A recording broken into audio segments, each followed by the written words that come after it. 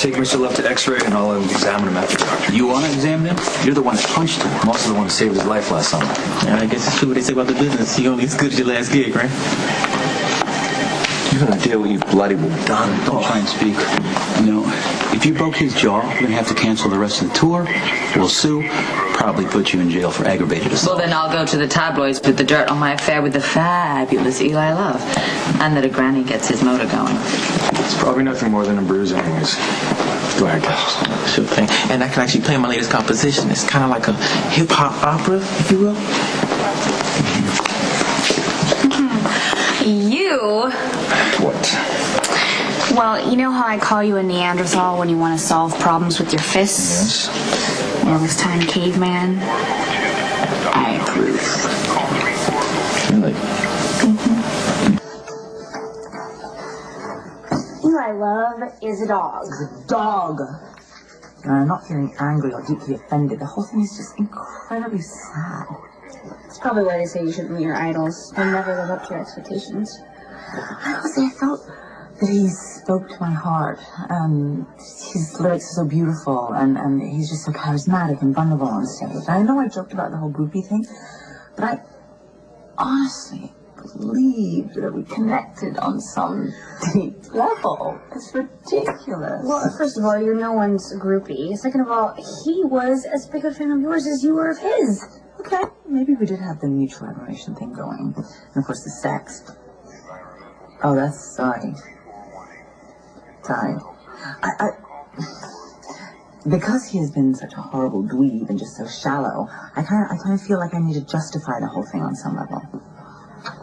Oh, I'm sorry if we disappointed you. No, it was just the wake-up call I needed. Really. We were both being shallow. I, at least, knew it. Oh, please do not compare yourself to that dweeb. Yeah. I mean, age is just a number, right? It doesn't mean anything. I mean, who really cares? Being a grandmother is a beautiful thing. It's a beautiful gift from you to me. A lovely thing. I'm so excited. I'm so grateful that I am actually young enough to be able to watch your child grow up.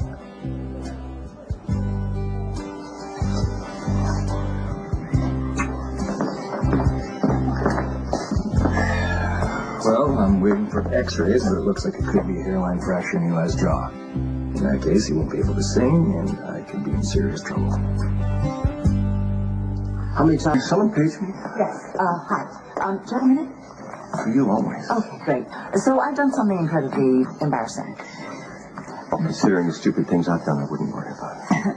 Yeah, I didn't tell Eli that Robin was pregnant. In fact, I actively hid it from him. And it turns out that my instincts were right on, because as soon as he found out I was be a grandmother, he made it very clear that I was too old for him. And so his road managers threatened to sue Patrick if they had to cancel the tour. And now I was wondering how you would feel filling in for Eli on stage one last time. Oh, Anna, look, I would love to help you out, but I can't risk that.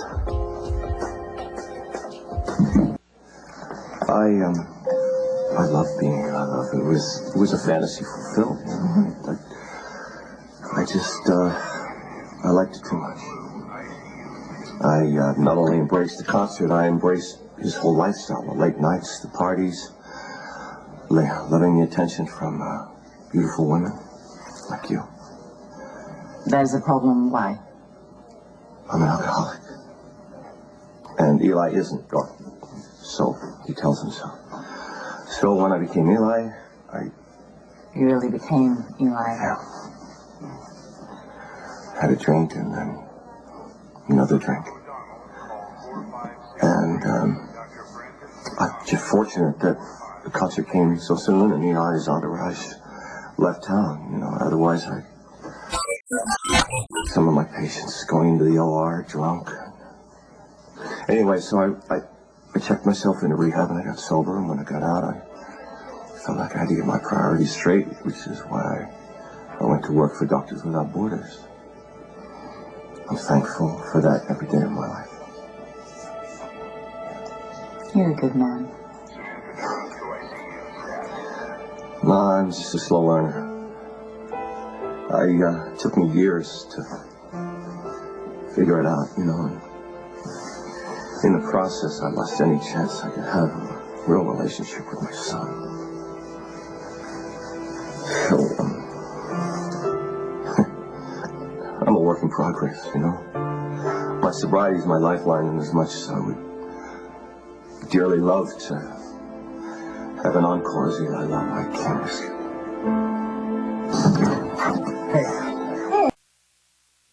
Well, it looks like we dodged a bullet. Yeah, looks like it's only a bruise, so the singing thing shouldn't be a problem. Good. That's a relief. Really. You know, I mean, he's a brilliant performer. I don't wish him any ill much. So I got a press interview, radio interviews for next week. I'll reset for what? Just give me a minute, Chip, will you? No, Eli, we don't have time for this. Okay. Hey, Doc. I just want you to know there are no hard feelings. Good. We were just commenting how we enjoy your concerts, so. Look, you know, I'm going back to the hotel now. You know, once you get past the paparazzi and the crazies, why don't you come up to my room? We'll have dinner together, all right? Me? Oh. Why don't I come with you now?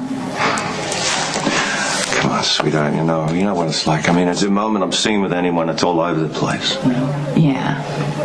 Well, I would rather not be someone that you can't be seen with in public, so why don't I just pass on forever? I don't know why you're so mad. Do I look mad? Am I mad? I'm not mad. It's just part of the job description, you know? I mean, I gotta protect the old image. I mean, as beautiful and sexy a grandma as you are, it just doesn't fit with the profile, you know what I'm saying? You're an arrogant bastard, you know?